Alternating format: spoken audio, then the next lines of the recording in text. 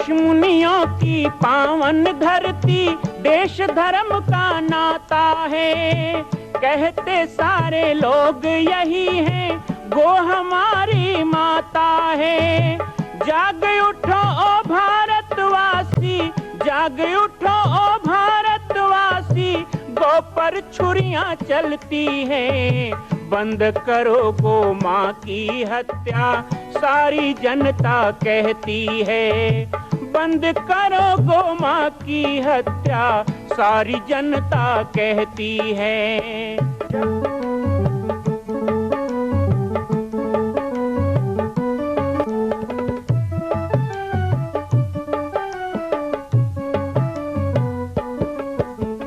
जगह जगह पर बूचड़ खाना, लाखों गौएं कटती हैं। किसे सुनाए व्यथा हमारी, नैना नीर बहाती हैं। रक्षा करना गौ माता की, रक्षा करना गौ माता की, गीता ज्ञान सिखाती है। बंद करो गो माँ की हत्या, सारी जनता कहती है। बंद करो गो माँ की हत्या, सारी जनता कहती है।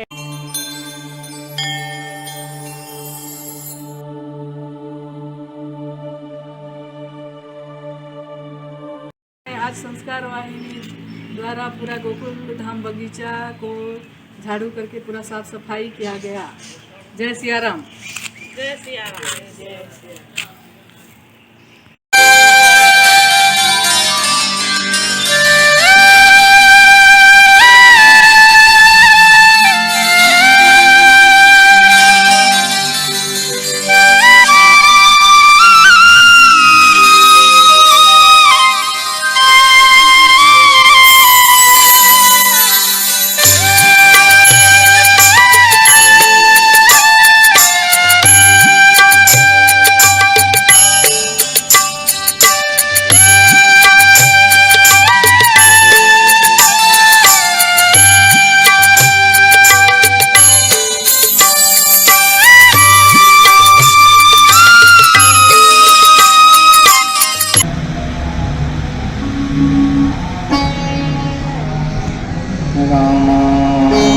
रामभद्राय रामचंद्राय वेदसे, रघुनाथाय नाथाय सीताय पतये नमः। रामो राजमणि सदा विजयते, रामं रमेशं भजे। रामेणाभीता निशाचरचमो, रामाय तस्मै नमः। रामान्नास्ति परायणं परतरं, रामास्य दासोऽस्म्यहम्। रामे चित्तलय सदा भवतु मे भो, राम मामुद्धरम्। यत्र यत्र रघुनाथ कीर्तनं, तत्र तत्र कृतमस्तकाञ्जलिं। बाष्पवारि परिपूर्णलोचनं, मारुतिं नमत राक्षसान्तकम्। सर्वे भवन्तु सुखिनः, सर्वे सन्तु निरामयाः, सर्वे भद्राणि पश्यन्तु, मा कश्चित् दुःखभाग् भवेत्। दो बार गो माता के नाम का उच्चारण करने, सभी लोग भाव से तालियां बजाते हुए कीर्तन करेंगे। जय गो माता, जय गोपाल, जय गो भक्त वत्सल प्रभु दीन दयाल। जय गो माता, जय गोपाल, भक्त वत्सल प्रभु दीन दयाल। गाय में 33 कोटि देवताओं का वास होता है। कहते हैं गाय को रोटी देने वाला सभी देवताओं को भोजन दे देता है। गाय को प्रणाम करने वाला सभी देवी देवताओं को प्रणाम कर लेता है। तो जो गाय के नाम का कीर्तन कर लेता है, वो सारे देवी देवताओं के नाम का कीर्तन कर लेता है। इसलिए भाव से गाएं। जय गो माता जय गोपाल भक्त वशल प्रभु दीन दयाल जय गो माता जय गोपाल भक्त वशल प्रभु दीन दयाल प्रिय गौ माता प्रिय गोपाल प्रिय गौ माता प्रिय गोपाल प्रिय गौ माता प्रिय गोपाल प्रिय गौ माता प्रिय गोपाल भक्त वशल प्रभु दीन दयाल भक्त वशल प्रभु दीन दयाल जय गो माता जय गोपाल भक्त वशल प्रभु दीन दयाल जय गो माता जय गोपाल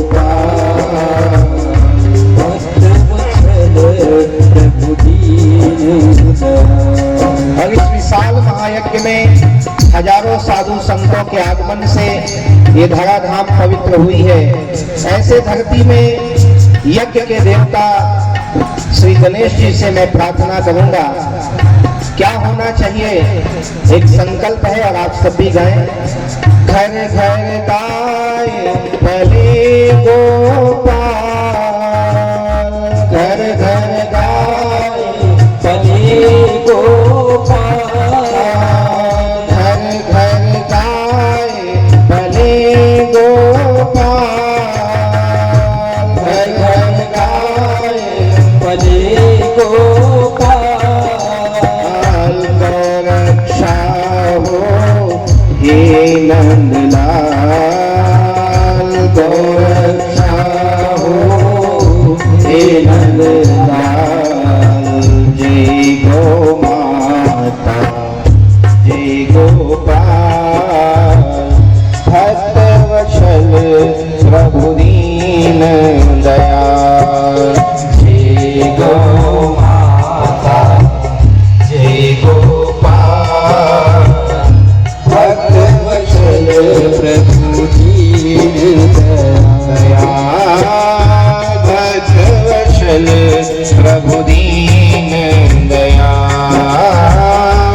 पूज्य श्री यज्ञ भगवान पंचवेदी अवस्थित सभी देवी देवता यज्ञेश्वरी रुद्रेश्वरी माँ भगवती गो माता और यज्ञ में पधारे सभी संतों को और ब्राह्मणों को मैं प्रणाम करता हूँ। आज का ये पावन संगम इस धराधाम के पुण्य का उदय है,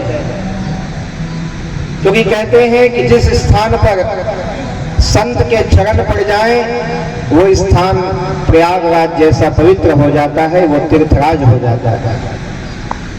मुदमंगल में संत समाजू जो जग जंगम तीर्थ राजू यहाँ स्पष्ट दिखाई दे रहा है। मैं पहली बार इस जगह पर आया हूँ, पूरे छत्तीसगढ़ प्रदेश में घूमता हूँ, इस स्थान में पहली बार आया। पूज्य महाराज श्री के आज्ञा को नहीं टालना था, उन्होंने मुझे आदेशित किया था कि आपको एक दिन यज्ञ में आना है और अपने वाणी की सेवा देनी है। लेकिन इस स्थान में आने के बाद जो अनुभूति हुई, इस स्थान में आने के बाद जो अनुभव हुआ, तो ये पता चलता है कि इस क्षेत्र के लोगों के कई जन्मों के पुण्य का संचय रहा होगा, कई पूरी पीढ़ियों का सौभाग्य रहा होगा, जो ऐसा दुर्लभ और अद्वितीय अवसर आप सभी को प्राप्त हुआ है। इतना सुंदर कार्यक्रम आप सभी को प्राप्त हुआ है। यज्ञ की महिमा के बारे में यहाँ सभी साधु संत आपको कह रहे होंगे, वर्णन कर रहे होंगे और आप सब श्रवण भी कर रहे होंगे। यज्ञ की महिमा के बारे में कोई कह नहीं सकता, बखान नहीं कर सकता है, लेकिन फिर भी मैं कहूंगा यज्ञ 3 चीजों से पूर्ण होता है। मुझे भी कई यज्ञों में सेवा करने का सौभाग्य मिलता है, तो मैं कई बार आह्वान करता हूं कि यज्ञ में जब भी जाइए तो 3 आहुति हमें अवश्य देना चाहिए। आप सभी उस आहुति को दे भी रहे होंगे, तभी इतना बड़ा आयोजन हो रहा है।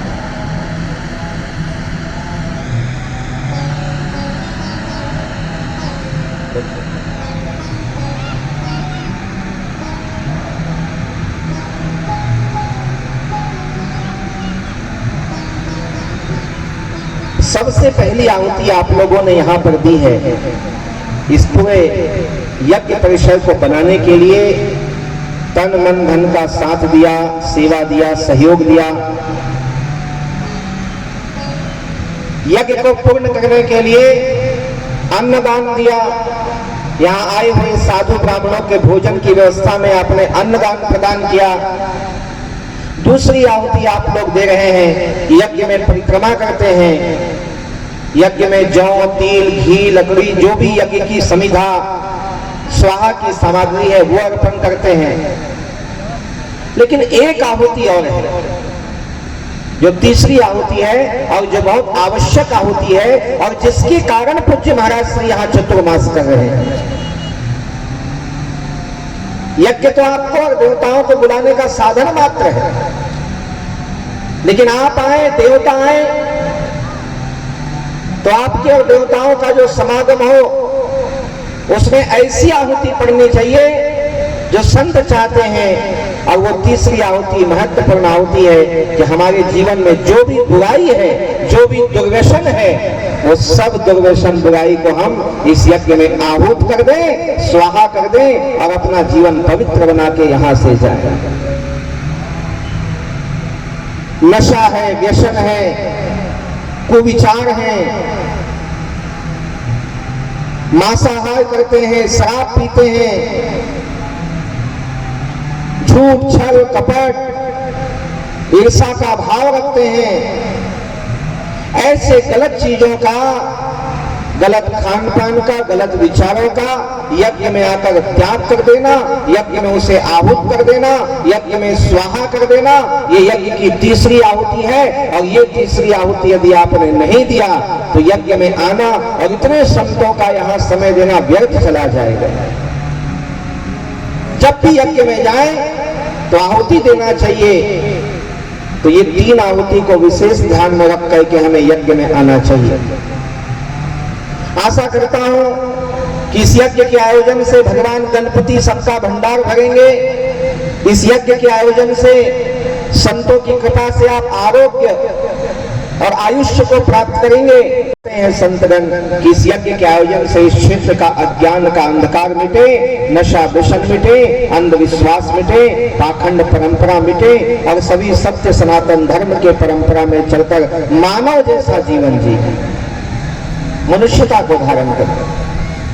यहाँ राम कथा हो रही है, कृष्ण कथा हो रही है, भगवत चर्चा हो रही है, भगवत कीर्तन हो रहा है। ये सभी संसाधन क्यों? इन संसाधनों का अर्थ क्या है? इन सभी संसाधनों का अर्थ यही है कि इनके माध्यम से हमारा तन का, मन का और दान के द्वारा धन का जो भी अपवित्र भाव है वो दूर हो जाए, जो कमी है वो दूर हो जाए। यज्ञ का ऊंचा शिखर बनाया जाता है, क्यों? ताकि हमारा भी जीवन उच्च से उच्च बने, हमारे विचार उच्च से उच्च बने। यज्ञ में हम ध्वज लगाते हैं, इंद्र ध्वज लगाते हैं, ब्रह्म ध्वज लगाते हैं, सभी देवी देवताओं का ध्वज लगाते हैं। ध्वज का काम है चलित रहना, ध्वज का काम है फहरना, ध्वज का काम है कीर्ति को संभाल के रखना। ऐसे ही हमें भी ध्वज की तरह सदा चलायमान, सदा अपने कार्यों में लगे रहना चाहिए, आलसी की तरह पड़े नहीं रहना चाहिए।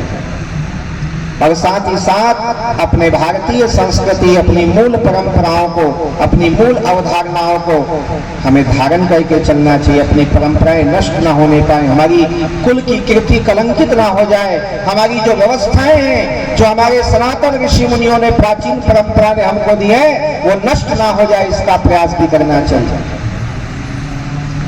आज बहुत सारी समस्याओं से पूरा भारत देश जूझ रहा है और उसके साथ साथ छत्तीसगढ़ प्रदेश भी जूझ रहा है। कथा सुनाने के लिए तो यहाँ बहुत से संत हैं और हमारी पूज्या दीदी ब्रजेश्वरी जी हैं, जिन्होंने विशेष जिद करके आज मुझे कहा भैया आपको आना ही होगा।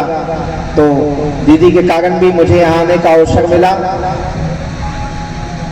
आपको कथा सुना रहे हैं, आप रोज सुन रहे हैं, लेकिन मैं कथाकार नहीं हूं, मैं कथा सुनाने नहीं आया हूं, मैं तो व्यथा सुनाने आया हूं। आज जो समाज की व्यथा है, जो देश की व्यथा है, जो संतों की व्यथा है, जो गौ माता की व्यथा है, कितने दुख की बात है कि भारत को आजाद हुए 75 साल हो गए, लेकिन भारत में राजनीति का दलाली करने वाले नेताओं के राजनीतिक कुचक्र के कारण आज भी देश में गौ हत्या चल रही है। गौ माता की हत्या को रोकने का प्रयास जिसने भी किया उसे कुचल दिया जाता है, मार दिया जाता है। 7 नवंबर 1966 को संसद भवन के सामने गौ माता की रक्षा के लिए आंदोलन करने वाले संतों की छातियों को गोलियों से भेदा गया।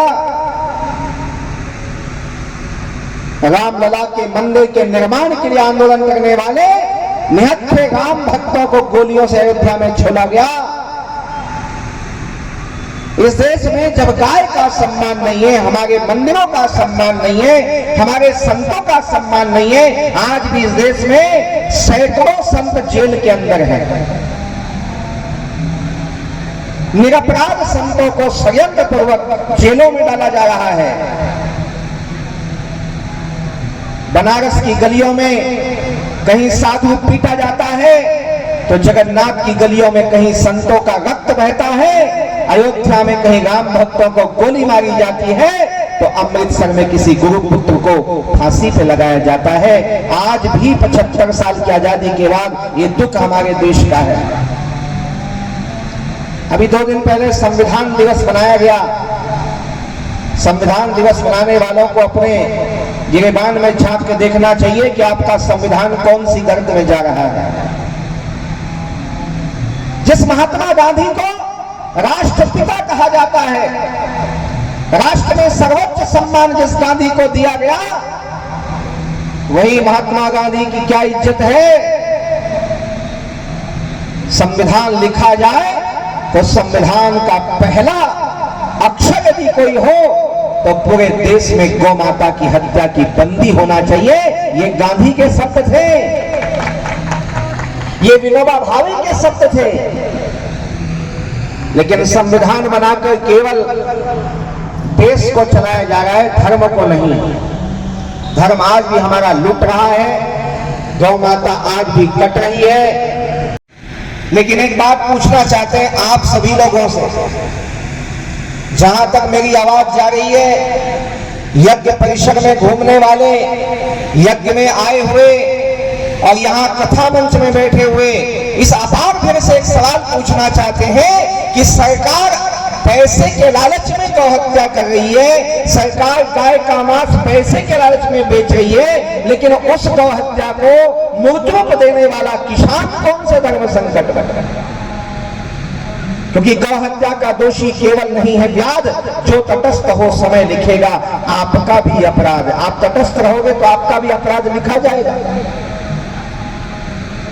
हमारे छत्तीसगढ़ में जो भारत का तीसरे स्थान का गोपालक प्रदेश रहा है, आज छत्तीसगढ़ में गौवंश घट रहा है। छत्तीसगढ़ में गायें सड़कों में भटक रही हैं, छत्तीसगढ़ में गायें ट्रकों से कट के मर रही है।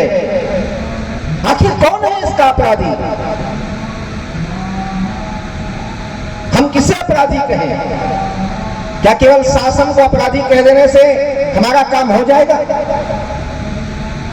या ऐसे कथा मंच में आके बड़ी बड़ी बातें करने से हो जाएगा? हमारे यहाँ कहा गया कि जिस धरती में एक बूंद भी गाय का रक्त गिरता है, उस धरती में किया जाने वाला पुण्य कार्य नष्ट हो जाता है। इसलिए पहला काम हमें गौ रक्षा करना चाहिए, गौ संवर्धन करना चाहिए। आज गाय को सड़कों में किसान स्वयं छोड़ रहा है। जिसे गौपालक कहा गया, वो किसान स्वयं गौ माता को सड़कों में छोड़ रहा है, और जिसका परिणाम है कि आज यज्ञ करना होता है तो गाय का घी नहीं मिल रहा, और फिर बजाय का घी लाके हम यज्ञ कर रहे हैं और उस यज्ञ का फल नहीं मिलता है। यज्ञ तो तभी होगा जब गौ माता के घी से होगा, यज्ञ तो तभी होगा जब गौ माता की गोबर से जमीन लीपा जाएगा, यज्ञ तो तभी होगा जब गोबर, गौमूत्र, दूध, दही, घी मिलाकर पंचगव्य प्राशंसा के यजमान को पवित्र किया जाएगा, तभी उस यज्ञ का फल मिलने वाला है। लेकिन यज्ञों का फल क्यों नहीं मिलता है? क्योंकि गाय का घी नहीं है। और गाय का घी क्यों नहीं है? क्योंकि गाय नहीं है ना। यज्ञ में आए हुए सभी लोगों से मैं चाहूंगा कि आज यज्ञ में आए हैं तो 3 बातें लेके जाएं। मुझे कहा गया गौ रक्षा पर आप प्रवचन करें। कौन सा प्रवचन करें? कैसा प्रवचन करें? किसको सुनाएं? जो बैल के बूढ़े होने पर कसाई की तरह अपने बैल को बेच देता है, उन किसानों को मैं कहूं कि तुम गौ माता की रक्षा करो। जो दूध नहीं देने पर गाय को सड़कों में फेंक देते हो, उन कसाईयों को मैं गौ माता की कथा सुनाऊं? या फिर फसल कटने के बाद गाय के चारा में आग लगा देने वालों को मैं गाय की कथा सुनाऊं? जिस गाय को पालना चाहिए उसे सड़कों में छोड़ दिया। अरे जिस घर में एक गाय नहीं है वो घर घर नहीं है, शमशान है।